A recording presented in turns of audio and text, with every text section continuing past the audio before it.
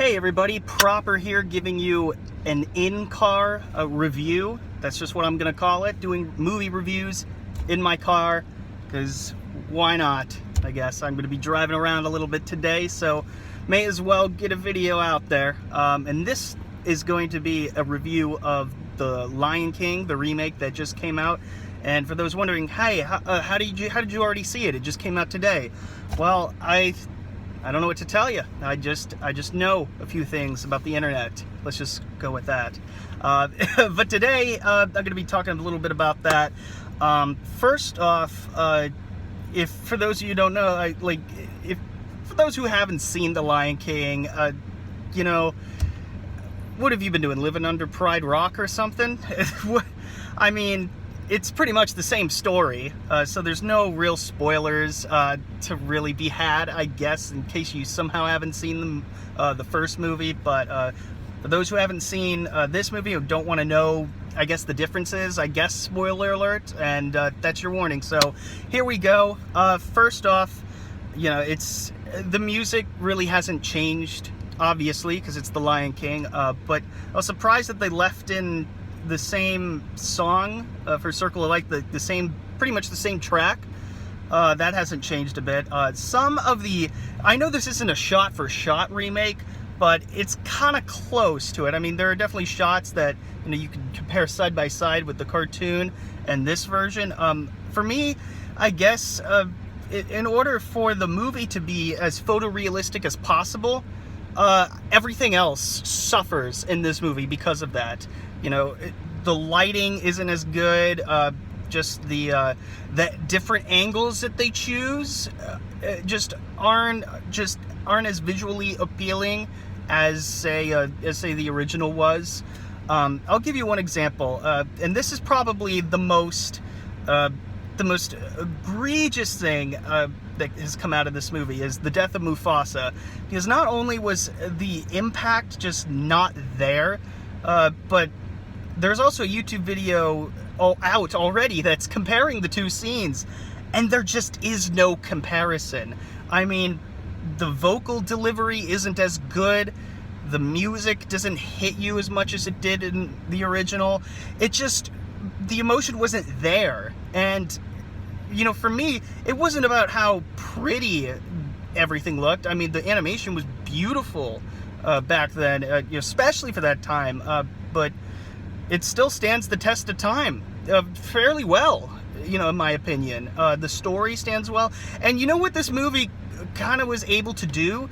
Was make this great story kind of feel like, you know, your average run-of-the-mill CGI Disney film.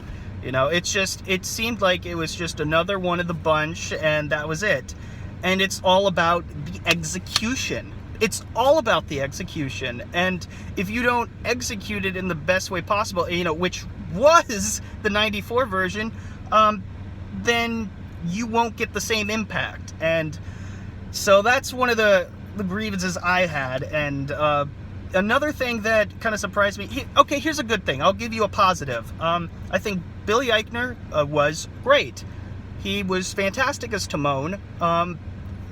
Not as, you know, to me, he was the one who matched the original Nathan Lane, matched the original character portrayal the best, I guess, in my opinion.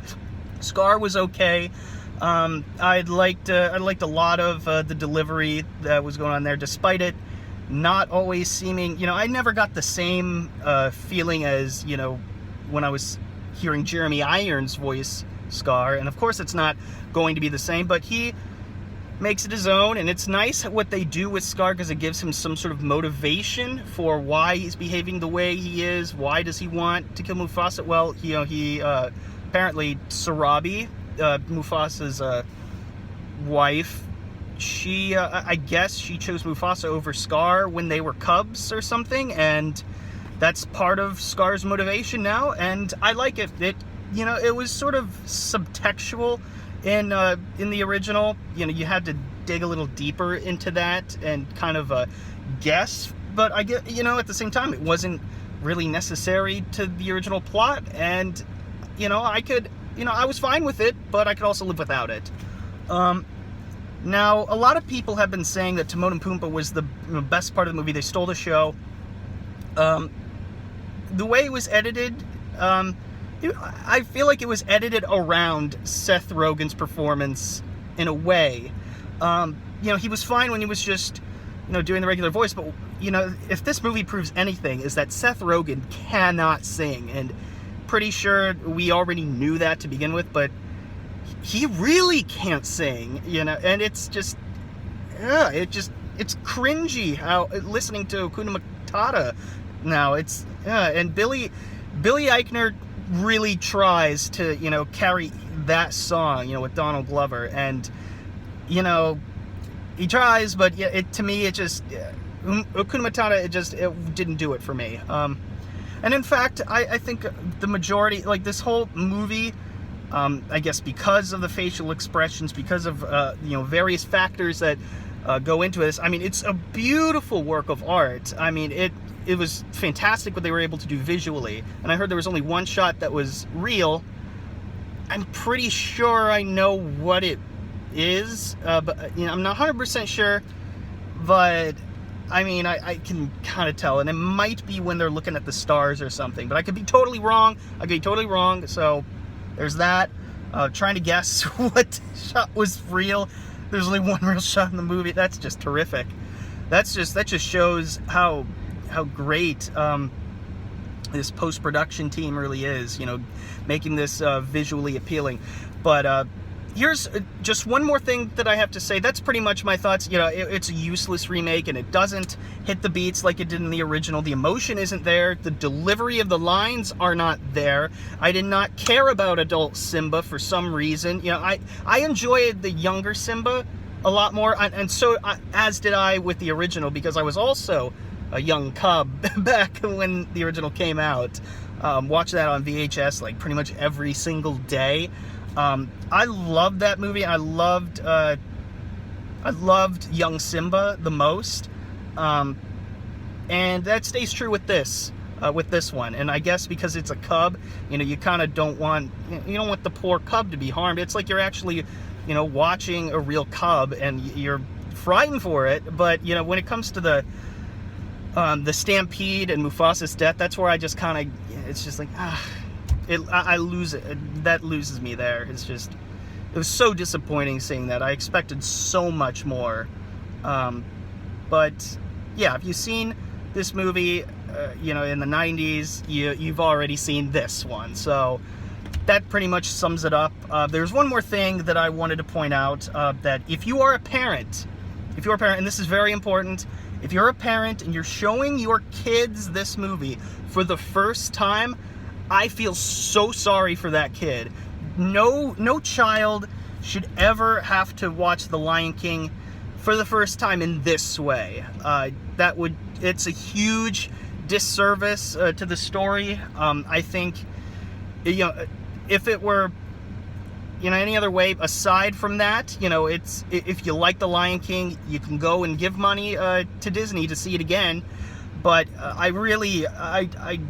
I just don't recommend having this be a child's first experience with The Lion King. It just doesn't feel right because the emotion isn't there.